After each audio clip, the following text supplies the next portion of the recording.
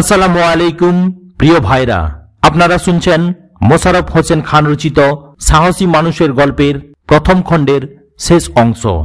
আল্লাহ যাকে কবুল করেন। মুসলমানদের কিবলা তখন বাইতুল মাকদাস।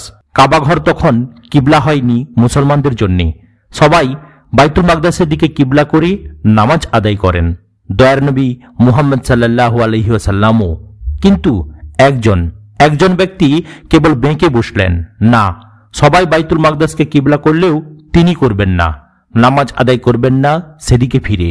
তার কিবলা তিনি ঠিক করে নিলেন নিজেই, কাবাঘর। আশ্চর্যের ব্যাপার। সাথীরা অবাক, তাকে বোঝাতে চেষ্টা করেন, কত ভাবে বলেন, এসো এদিকে ফিরেই নামাজ আদায় করি। সবাই তাই করেন, এমনকি রাসূলও। তুমি কেন করবে না? তার সেই একই জিদ, সিদ্ধান্তে অটল।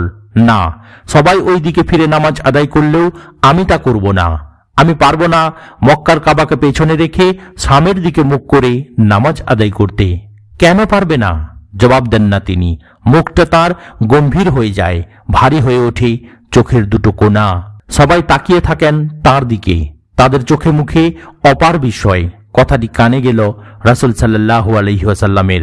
তিনি শুনলেন সবকিছু। তিনিও তখন নামাজ আদায় করেন বাইতুল মাকদাসকে কিবলা করে। সেটাই তো তখনকার নিয়ম। তখনও তো আর কিবলা হয়নি পবিত্র কাবা। নবীজি শুনলেন সব। শুনলেন মুসলমানদের মধ্যে একজন, মাত্র ওই একজনই বাইতুল মাকদাসকে কিবলা না করে মক্কার কাবাকেই কিবলা বানিয়ে নামাজ আদায় করছেন। তার নাম আল বারা ইবনে মারুর। রাসূল সাল্লাল্লাহু আলাইহি সাল্লাম বিষয়টি জানতে পেরে তাকে নির্দেশ দিলেন, না, কাবা নয়, আপাতত আমাদের কিবলা বাইতুল মাকদাস। সেই দিকে ফিরেই নামাজ আদায় করতে হবে। এটাই নিয়ম, এটাই নির্দেশ। রাসূল সাল্লাল্লাহু আলাইহি ওয়াসাল্লামের নির্দেশ বলে কথা। অমান্য করার সাধ্য কার আছে? তিনিও পারলেন না অমান্য করতে মহান সেনাপতির নির্দেশ। অগত্যা মুখ ফিরালেন বাইতুল মাকদাসের দিকে।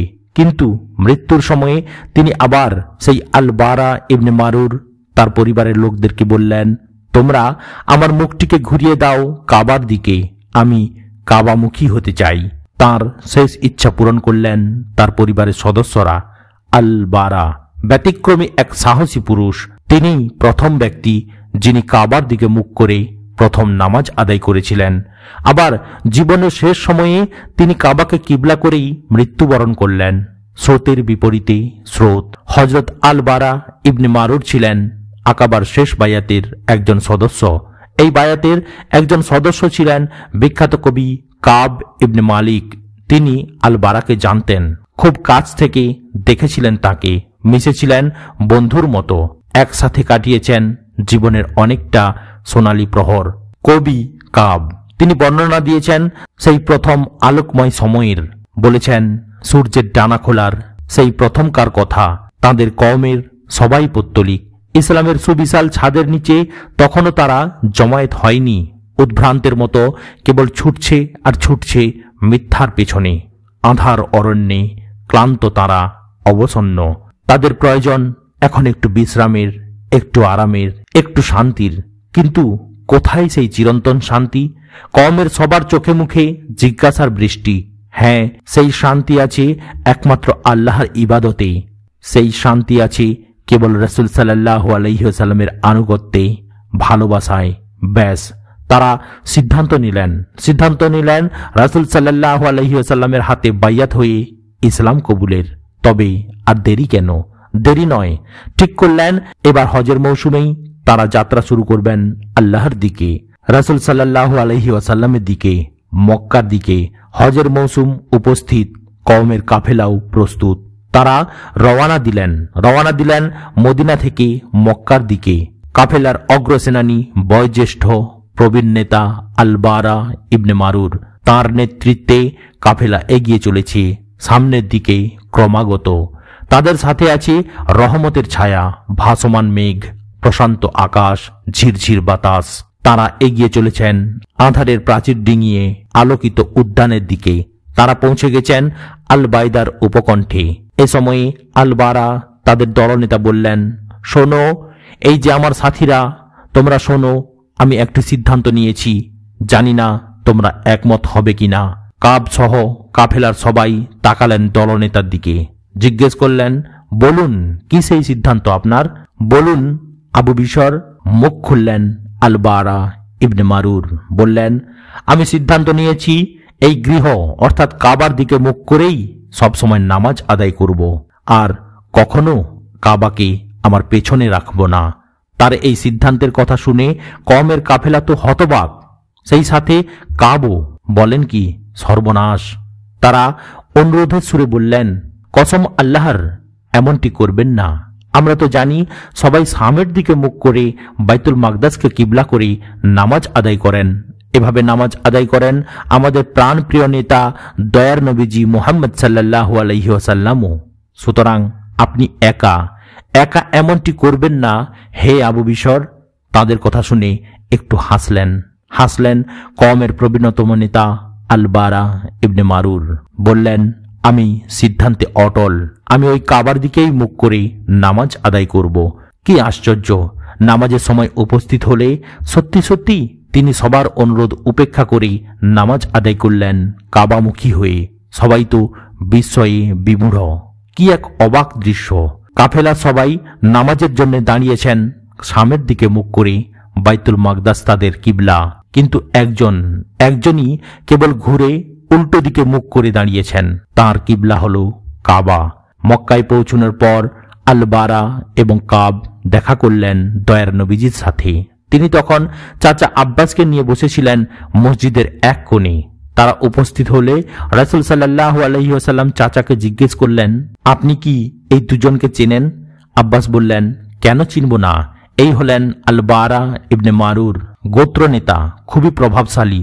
আর এই হলেন মদিনার কাব, সেই বিখ্যাত কবি। রাসূল সাল্লাল্লাহু আলাইহি সাল্লাম জিজ্ঞেস করলেন, হ্যাঁ সেই কবি। আল বারা বললেন, ইয়া রাসূলুল্লাহ, মদিনা থেকে আসার পথে আমি একটা সিদ্ধান্ত নিয়েছি। আমার ইচ্ছা এই বিষয়টি আপনাকে বলি, যদি অনুমতি দেন। বিষয়টি কি? রাসূল সাল্লাল্লাহু আলাইহি ওয়াসাল্লাম জিজ্ঞেস করলেন। আল বারা বললেন, আমি সিদ্ধান্ত নিয়েছি এই গৃহ অর্থাৎ কাবাকে আর কখনো পেছনে রাখব না, কাবার দিকে মুখ করেই নামাজ আদায় করব। আপনি কি বলেন? রাসূল সাল্লাল্লাহু আলাইহি ওয়াসাল্লাম বললেন, আল বারা, তুমি যে কিবলার উপর ছিলে সেই কিবলার উপর যদি একটু ধৈর্য ধরে রাখতে। রাসূল সাল্লাল্লাহু আলাইহি সাল্লামের কথা শুনে তিনি আবার ঘুরে দাঁড়ালেন শামের দিকে, বাইতুল মাকদাসের দিকে। সেদিকে মুখ করে নামাজ আদায় করলেন। কিন্তু মৃত্যুর সময়ে আল বারা ইবনে মারুর আবার তার সেই প্রথম কিবলা কাবার দিকে মুখ করেই ইন্তেকাল করলেন। বাইয়াত গ্রহণের পর তিনি তার কাফেলা সহ ফিরে গেলেন মদিনায় ফিরে যাওয়ার কয়েক মাস পরেই তিনি ইন্তেকাল করলেন। হিজরত করে মদিনায় এলেন দয়ার নবীজি। মদিনায় পৌঁছেই তিনি সাহাবীদের সঙ্গে নিয়ে চলে যান আল বারার কবরে। 4 তাকবীরের সাথে রাসূল সাল্লাল্লাহু আলাইহি ওয়াসাল্লাম তার জানাজার নামাজ আদায় করলেন। তারপর সাহাবীদের নিয়ে তিনি আল বারার জন্য দোয়া করলেন, হে আল্লাহ, আপনি আল বারা ইবনে মারুরের প্রতি রহমত বর্ষণ করুন। কিয়ামতের দিন তার ও আপনার মাঝে আড়াল না রাখুন এবং তাকে জান্নাতবাসী করুন। আল বারার মৃত্যুর বেশ পরের কথা।